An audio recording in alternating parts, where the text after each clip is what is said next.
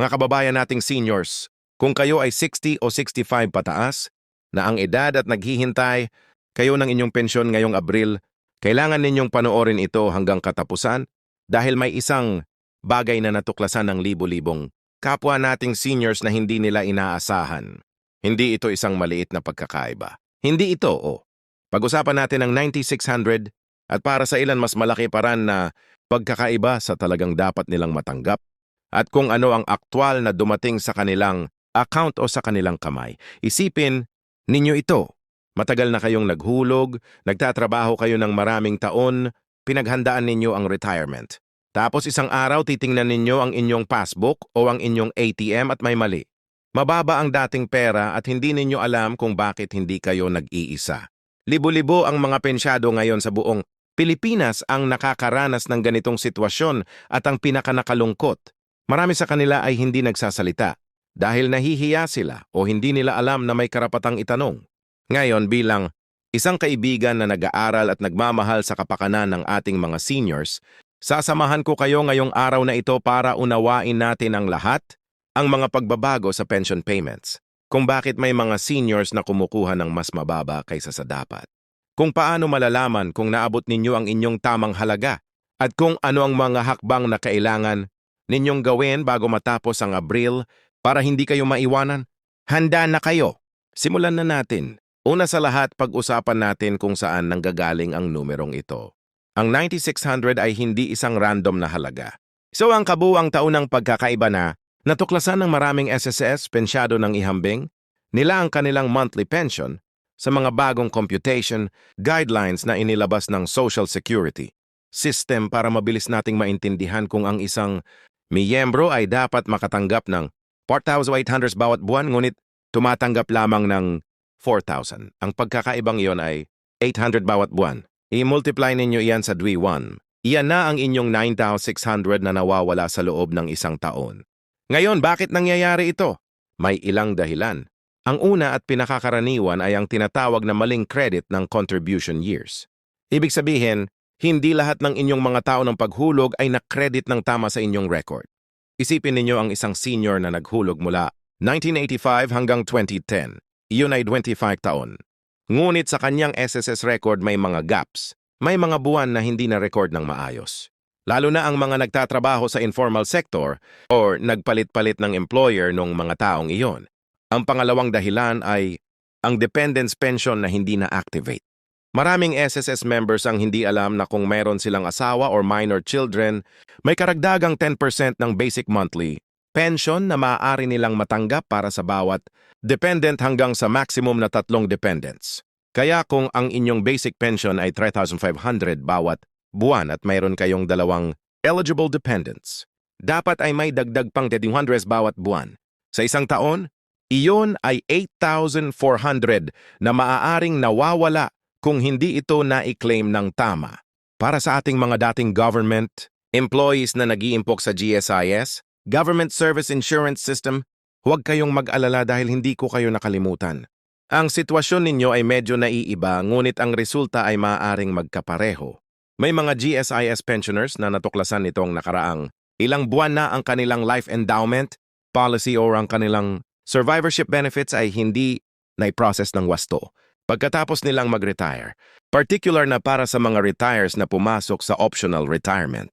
Ibig sabihin, nag-retire sila bago ang mandatory retirement age na 65. Mayroon silang tinatawag na basic monthly pension na kinakalkula, base sa average monthly compensation at ang kanilang number of years in service. Ang problema minsan ang average monthly compensation na ginamit sa computation ay hindi naglalaman ng lahat ng allowances at bonuses na dapat isama ayon sa GSIS Charter.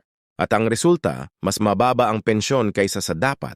Narito ang isang halimbawang malinaw. Si Nanay Rosario, isang dating guro sa public school sa Pampanga, nag-retire noong 2019 matapos ang 32 taon ng serbisyo. Ang kanyang pensyon ay itinakda sa Payton 500 bawat buwan.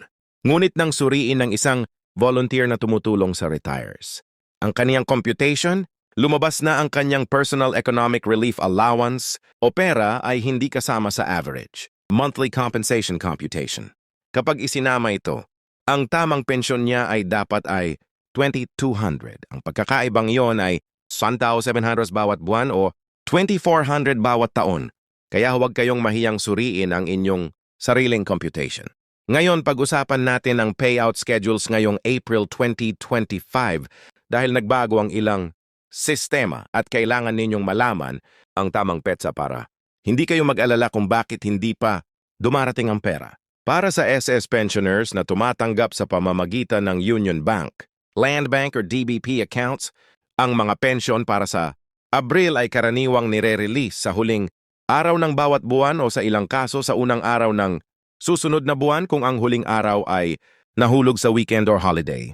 Ngunit narito ang mahalagang paalala. Kung nagpalit kayo ng bank account or address ng hindi nag-update sa SSS, maaaring maantala ang inyong bayad. Para sa mga senior citizens na tumatanggap ang pensyon sa pamamagitan ng over-the-counter na payment sa mga accredited payment centers tulad ng Bayad Center. MLIL o Cebuana Lili, ang schedule ay naiiba. Karaniwang release ay ayon sa huling numero ng inyong SSS number. Kung ang huling numero ng inyong SSS number ay 102, kayo ay nasa unang batch. Kung 8 o 9, kayo ay nasa huling batch ng buwan.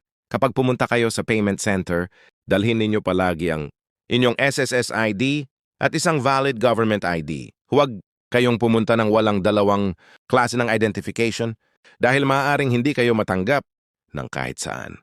Para naman sa mga GSIS pensioners, ang GSISA card ay ang pangunahing paraan ng pagbabayad ngayon. Kung wala pa kayo nito or expired na ang inyong card, pumunta na agad sa pinakamalapit na GSIS office bago matapos ang Abril dahil maaantala ang inyong pensyon kung hindi na i-update ang inyong records. Ngayon darating tayo sa isang paksa na hindi gustong pag-usapan ng karamihan, ang mga pension reductions o tinatawag naming clause.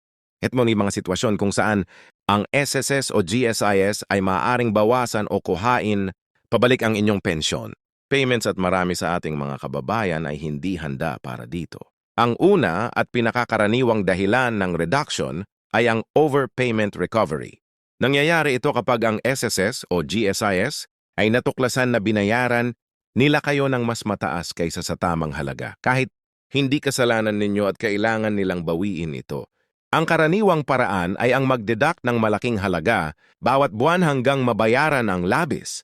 Para sa mga seniors na nakatira sa fixed income, it ay maaaring maging badaking problema. At sang pakliwabasak ito ay isang bagay na hindi marami ang nakakaalam ay ang re-employment penalty.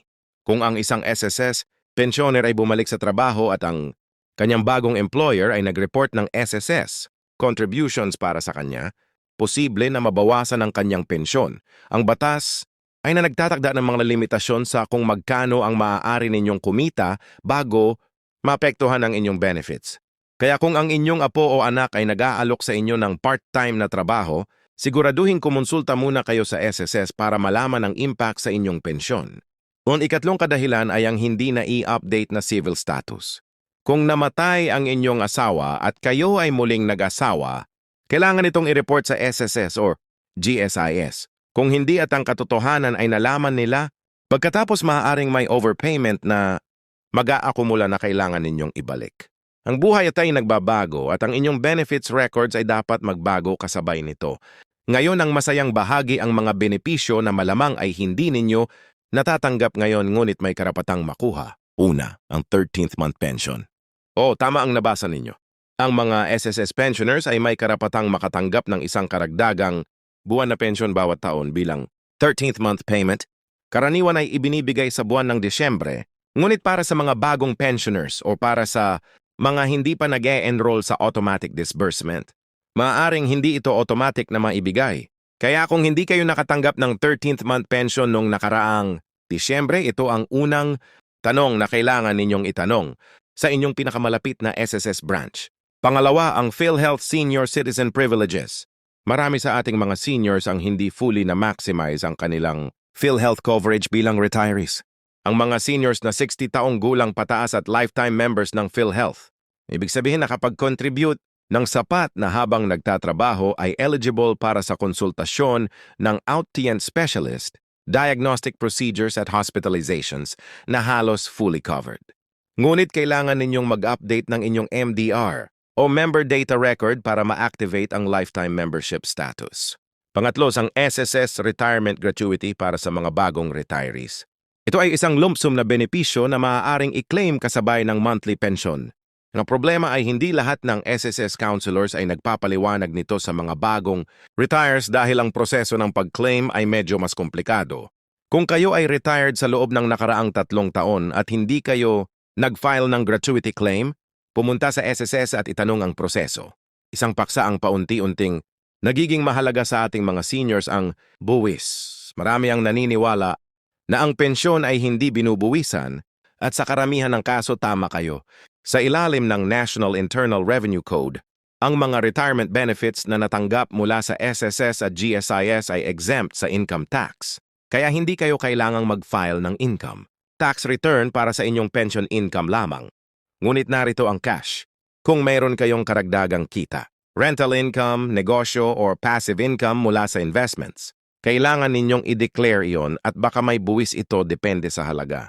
At kung kayo ay nagtatrabaho pa rin part-time at tumatanggap ng sweldo, kasabay ng pensyon ang sweldo ay bubuwisin pa rin ng normal.